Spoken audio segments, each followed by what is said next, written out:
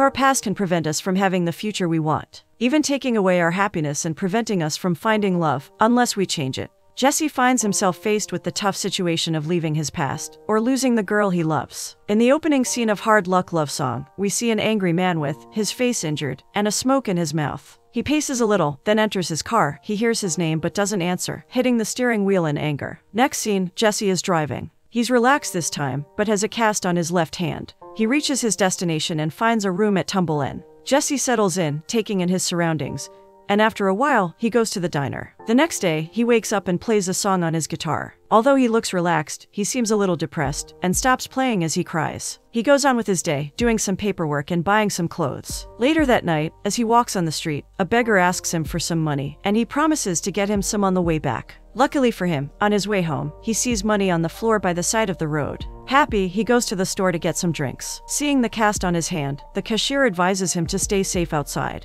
He goes back to the beggar and gives him a drink and some money. The beggar is surprised he kept his promise to him, and they even share a drink. He hugs the beggar before leaving. Back at his room, he removes his cast, and his hands seem to have healed. He cleans up and gets ready to go out. That same night, he goes to a club, where he plays pool with the cue stick he brought along. The man he meets admires his cue stick, and asks if he plays a lot. He mentions that he once came third in local competition, but it was a long time ago and he's now a bit rusty. This makes the man suggest they gamble, but he is hesitant about it. He later agrees and they start playing. In the first round, the man wins. Thinking this is an easy win for him, he enthusiastically tells Jesse that they should double their stake. He agrees, but this time he wins the money, and the man angrily walks out. Jesse continues playing the same way, faking like he can't play, and winning all his opponent's money. The last man he plays advises him to be careful about his technique, because some won't hesitate to deal with him angrily. Then he tells him of a big game that happens at a place called Broadway Social. There, he'll get to play with about 40 guys, and the winner takes it all. Afterward, he goes to a diner drunk, sits with strangers and even asks for a hug, but he doesn't get any. The next day, Jesse eats some leftover food as he wakes. Afterward, he plays guitar and sings along. Next, he smokes on the balcony and watches the neighborhood from there. Kids playing in the street and different people going about their business. Then he falls sad again before going back to his room. Next scene, he drives to Broadway Social Center, where the last guy he played pool with told him about. Just as the guy had told him, the place is teeming with many people playing pool, and this excites Jesse, who is quite confident in his abilities. The game is like a competition, and he meets with the man in charge and registers with $100. Jesse begins the game and plays his way up. In his last game, Jesse fakes weak plays against his opponent so he can bet more money. He initially suggests they place a bet of $1 grand, but Rollo increases it, and they placed a bet of $2 grand. Things get heated up between Jesse and Rollo's goons. The game begins, and Jesse finally starts to play his best. Initially, Rollo is surprised at his expertise, but as he goes on a long winning streak, he starts to get angry. At the end of the game, Jesse wins and goes to collect his prize from the house. Seeing he is a skilled player, the man in charge tells him of the game schedule so he can come back again. Rollo, the man he beat, walks up to him and asks if they can play another round, saying he doesn't like to be hustled. But Jesse refuses, telling him to pay up instead.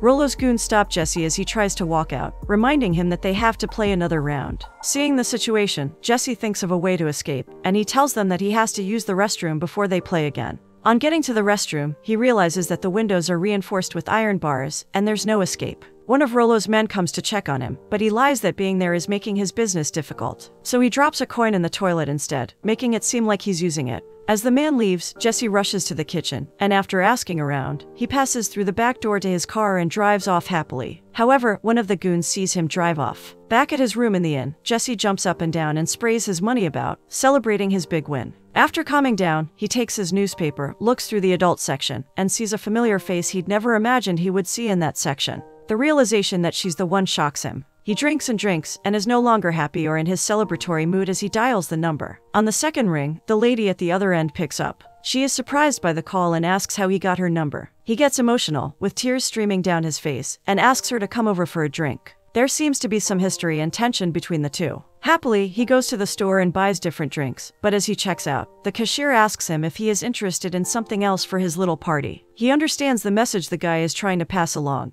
and proves to him that he is not a cop. Then he asks for candles, which is the term for.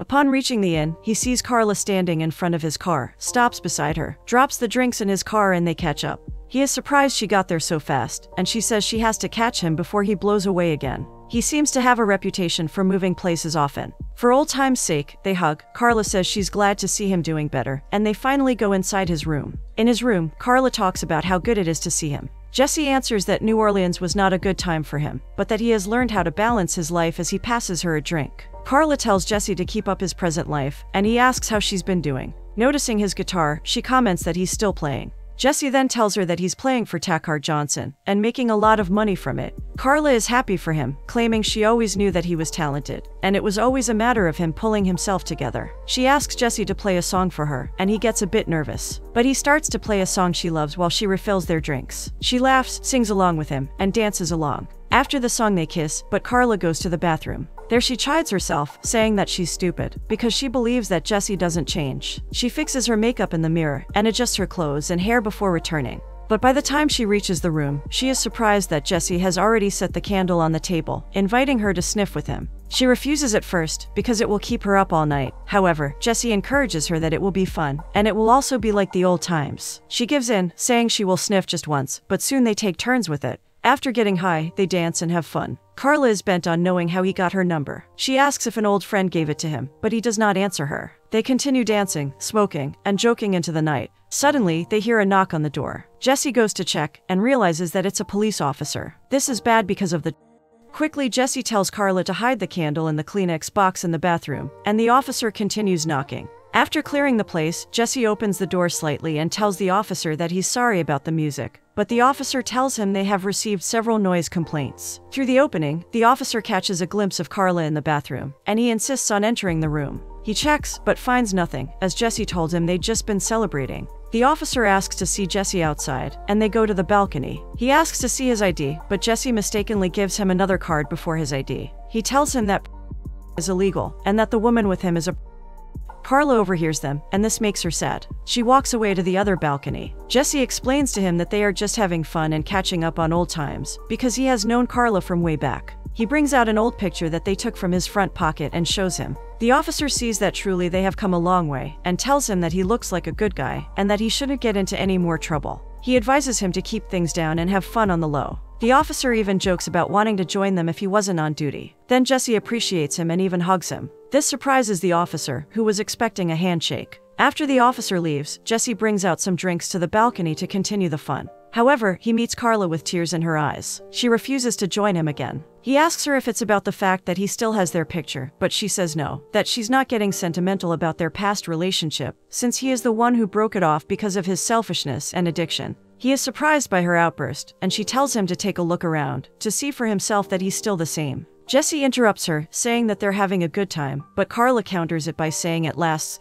only for the first day, that they might be having fun now, but the future will be bad because he's a con man. Worried, Jesse promises that he's happy to be with her, and wants to know what she's been through, but makes the mistake of thinking she's still painting. But she accuses him of knowing that she stopped painting a long time ago. Carla then asks if all the things he told her that night are true, especially about still writing songs, but Jesse can't answer. Angry, she leaves the balcony, enters the room and lights a cigarette. Jesse comes in, arguing with her, on the defensive as she judges his lifestyle. He angrily tells her that she's right, that they can't be together, because she is a...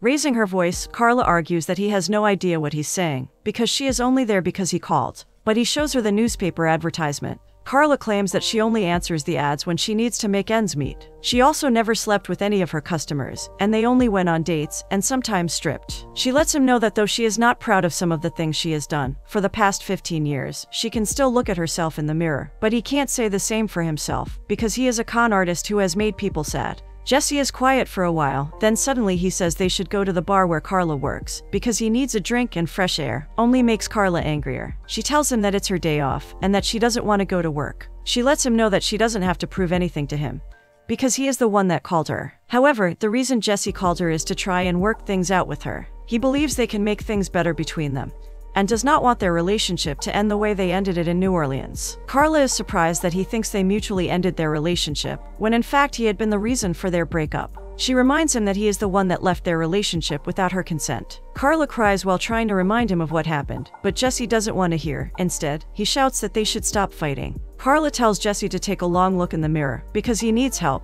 and she can't take care of him. At this point, Jesse reaches his limit. He is unable to listen to her anymore and drives Carla out, dragging her to the door. Back inside, he drinks, breaks things, and even throws a chair in the pool in anger and sadness, but nothing helps. He takes a look at the mirror, but not able to look at himself for long, he breaks it. After a while, he takes canned drinks and his guitar and goes to the swimming pool. He sits down on one of the chairs as he tries to play, and hears Carla's voice. She is also sitting by the pool. He gives her a drink, then takes the seat right next to her. After a short silence, he apologizes, saying he didn't mean any of the things he said, that he knows it was cruel, and that he doesn't have the right to judge anyone, especially her. He also says with assurance in his voice that he can do better. Carla replies they've been doing this for a long time, and that Jesse built his life to get out of undesirable situations, and she can't be one of those situations. Jesse assures her that it's not going to be like that again, and that he also knows he needs to change. They talk some more, and he tells her about his parole hearing, and how the PO told him that hard luck is like stepping into an auction.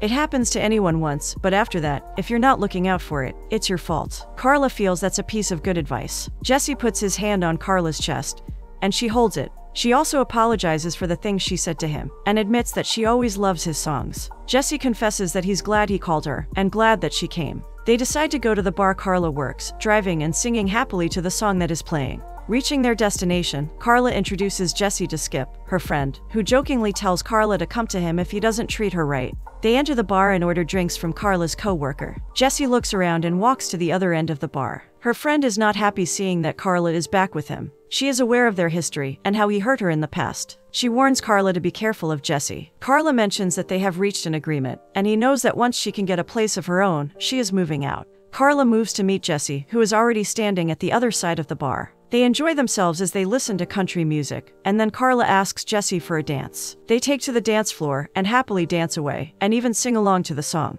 As the song comes to an end, Jesse promises Carla that he will never leave her again. After the dance, they are seated on the bar stools facing the waiter. Carla leaves to the bathroom, and Skip comes in. He moves close to Jesse to sit beside him, telling him that he wants to know more about the guy who Carla brought, because she hasn't brought a guy for a while now. The two get to know each other better, telling each other their story. Jesse tells Skip about how he and Carla went to school together. He also says that Carla is important to him, and Skip says she's important to him too. After losing her contact, he spent over a year searching for her. Jesse asks for Skip's story too, and Skip tells him how he was born in a Mexican house, and that after his miraculous birth, he lived out west for a while. Skip finally tells Jesse to take good care of Carla, and Jesse agrees, nodding his head firmly. Carla comes back, and they all get talking as Jesse meets more of her friends. Next scene, both Jesse and Carla are laughing and tipsy on their way back to his car. As soon as they settle in the car, they want to start making out, but they never notice that someone had other plans. Suddenly, someone shatters the driver's seat window with a baseball bat and drags Jesse out of it. It turned out to be Rollo, the man who Jesse played pool with and ran away. He has been looking for Jesse, and he has come with his goons. Carla comes down from the car trying to get to his aid, but they tell her to go back inside. Rollo asks if he has started spending the cash he took from them. This makes Carla stop in her tracks. Jesse had told her he writes songs, and she did not believe he was still involved in shady dealings. Suddenly he throws a punch at Rollo, but Rollo beats him up. When Carla tries to interfere again, Rollo throws her on the car bonnet. They beat up Jesse till he falls, and Rollo talks about how he can't run away from them, because they will track him to the ends of the earth and dig him out. One of the boys holds Carla firmly, not allowing her to get away. Rollo talks down to Jesse. He tells him that nothing will happen if he packs him up in the trunk of his car and he disappears, because no one cares about him. Carla, whose mouth is covered, tries to shout and tell Jesse to give him the money, but Rollo assures her that he will get his money quite all right. He tells Jesse that he owes him a game, and that Jesse should give him his money. Rollo continues to beat Jesse as Carla tries to get out of the grip of the person holding her. Suddenly, a while later, a black man appears and beats up Rollo and his goons, and they run away. He turns out to be someone Carla knows, and he tells Jesse when he thanks him that anyone who is a friend of Carla is his friend too. It happens that the man who saved them is Carla's ex, Louis. He tries to leave with Carla, but she doesn't want to go with him. Seeing that he is insisting, she tells him that Jesse is not a client, but he doesn't seem to care. They get into an argument, and he gets angry, saying he is her boyfriend. She reminds him that their relationship is over, but he does not agree. When Jesse tries to interfere, saying he should let her be, he tells him that Carla is special. Then he drags her toward his car. Louis calmly tells her that he loves her and will take care of her, but when she insists on not going with him, he angrily forces her into the car and locks it. Meanwhile, Jesse watches as the scene unfolds, and Carla keeps calling out for him. Jesse doesn't know what to do as he paces by his car. Then he walks to his car, turns on his ignition, and sits inside. However, as Carla keeps on shouting for help, Louis faces the car and tells her that they will go home and sort things out. Suddenly, Louis is hit in the back, and he turns to find that it's Jesse. Jesse tries to reason with an angry Louis, telling him that he knows he is a good guy. But Louis lets him know that Carla is his girl, and he's not letting her go. Suddenly, Louis takes out a gun and points it at Jesse. In the heat of the moment, an officer shoots Louis in the shoulder. It turns out to be the officer who inspected Jesse's house. Jesse claims they are friends to prevent him from shooting further. Then the officer apologizes for shooting Louis, saying that he thought Jesse was in danger. The ambulance comes and they take Louis to the hospital. They also treat Jesse's minor injuries. The officer takes Jesse's statement and promises him that Louis will be out after a day or two. Jesse thanks him, and the officer asks if he can come and party with them at the Tumble Inn, to which Jesse agrees. Jesse goes to Carla and says if he tries to apologize, they'll be up all night. But Carla is happy that he came back for her, and that's enough for the night. They go back to the bar and meet Skip and the others, and from there they all go to Tumble Inn, where they have fun all night. Zach the officer also joins them. Jesse and Carla are sitting by the pool, laughing and having fun as their friends swim.